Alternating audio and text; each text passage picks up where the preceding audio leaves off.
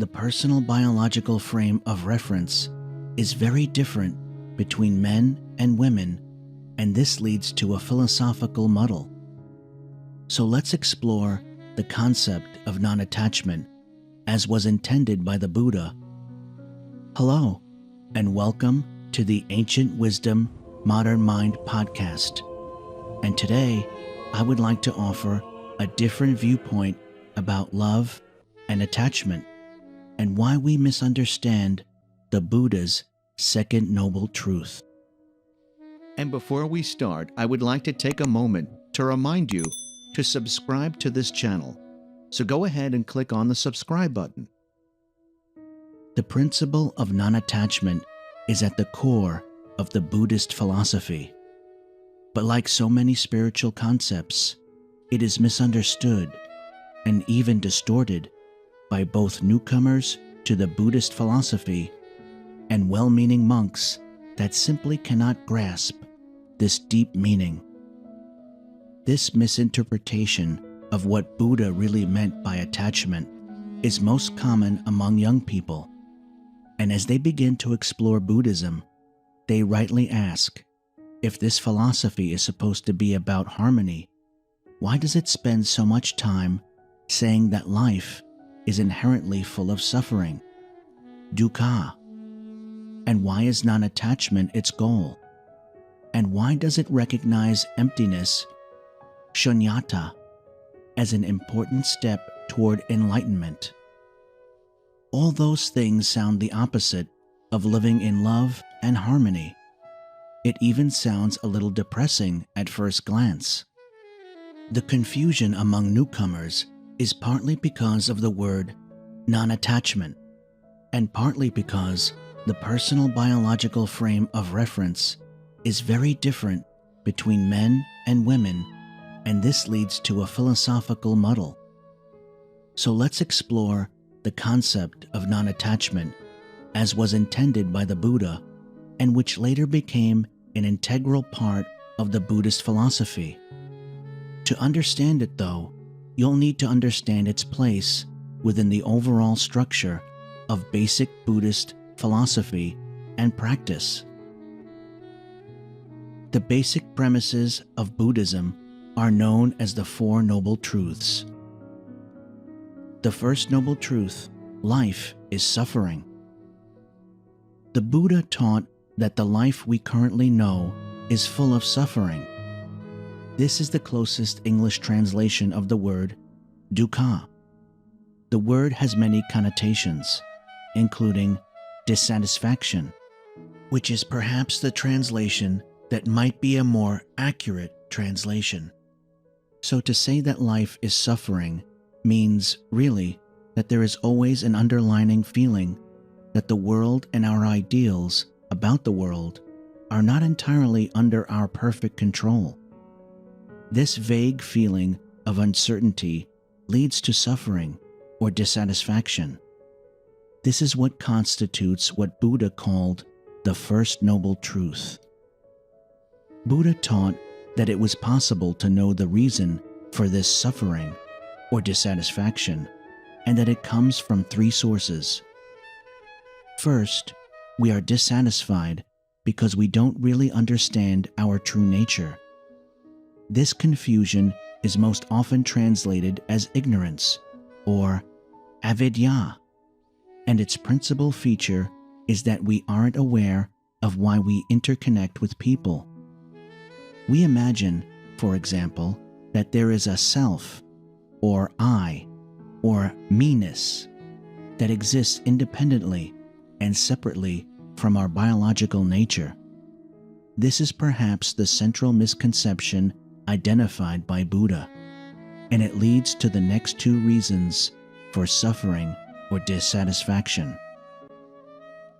The second noble truth, here are the reasons for our suffering or dissatisfaction. Our reaction to this misunderstanding about our separateness from the biological world leads to either sexual passion, deep friendship, or playful love. These three forms of love are all transitory forms of love, but at their core, is a biological need, and that this biological need is only temporary and will ultimately lead to dissatisfaction within the relationship, and this dissatisfaction then leads to aversion or hatred and suffering or dissatisfaction. It's important to know that the Sanskrit word for the first concept, upadana, does not have an exact translation in English. Its literal meaning is fuel, though it is often simplistically translated as meaning attachment, but a more meaningful translation would be emotion. Similarly, the Sanskrit word for aversion, hatred, devisha, also does not have a literal English translation. But together, these three problems, ignorance, emotional attachment, and aversion, are known as the three poisons, and a recognition of them forms the second noble truth. Now, perhaps you can begin to see where non-attachment, which is really emotional control, may come into the picture, since we will later see that it is an antidote to one of the three poisons. The third noble truth. It is possible to end suffering or dissatisfaction. The Buddha also taught that it is possible not to suffer. This is central to an understanding of Buddhism. The recognition that a cessation to suffering or dissatisfaction is possible. The essence of this cessation is nothing more than to unplug from the delusion and ignorance that emotionally fuels the love-hate game which makes life so unsatisfying. The cessation of this suffering or dissatisfaction, of course, has real-world consequences within our relationships and our worldview. This could be understood in the context of Neo taking the red pill and disconnecting from the matrix. The fourth noble truth. Here is the path to ending suffering or dissatisfaction.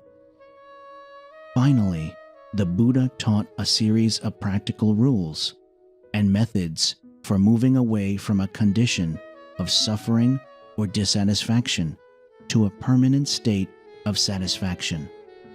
Among those methods is the well-known Eightfold Path, a set of practical advisory recommendations for living designed to move practitioners along the route to living a life of self-awareness. The principle of non-attachment and love. Non-attachment, then, is really an antidote to the emotional attachment and clinging that the I associates with its biological needs, and this is what was described in the second noble truth. For if emotional attachment or clinging is the cause of the condition of finding life unsatisfactory, it stands to reason that non-attachment is a condition conducive to satisfaction with life, a condition of self-satisfaction.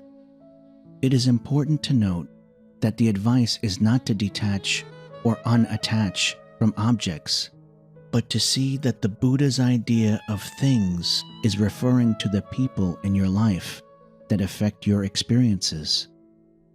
This happens because we all follow an unspoken biological need to become emotionally attached and to cement this attachment with the word I love. But rather than attach the I or self to this biological need, which would then poison the self and create suffering or dissatisfaction.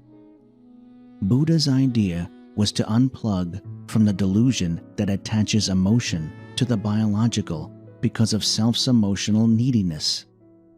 Then this inherently natural state would either not have an effect on our suffering or dissatisfaction, or at least we would know the source of our suffering or dissatisfaction. Now, this is not fundamentally a new idea, and most other philosophies seek to achieve this same state of grace. For example, the ancient Greeks were just as sophisticated in the way they talked about love, recognizing 6 different varieties, and they would have been shocked by our crudeness in using a single word both to whisper, "I love you," over a candlelit meal and to casually signing an email, "Lots of love." When we simply relax the illusion that we have a self that exists whole and is completely in control of every aspect of our lives, we suddenly recognize that there is no need to cling to love. Love is as much an illusion as it is real. It is simply the illusion to imagine that we exist as this I, as a single controlling entity separate from the rest of the biological world. So to live in the footsteps of the Buddha means that we recognize love's biological roots, and that attaching or clinging to love is the source of our suffering or dissatisfaction. So that's my thoughts on Buddha's second noble truth. And if you like the podcast, I would like to also take a moment to remind you to subscribe to this channel or sign up to the newsletter if you would like to be notified when I release new content. And if you would like to support my work, then you can download the podcast for a small supporter's remuneration. Links are in the description. Here's to you and your fulfillment and growth into every tomorrow to come.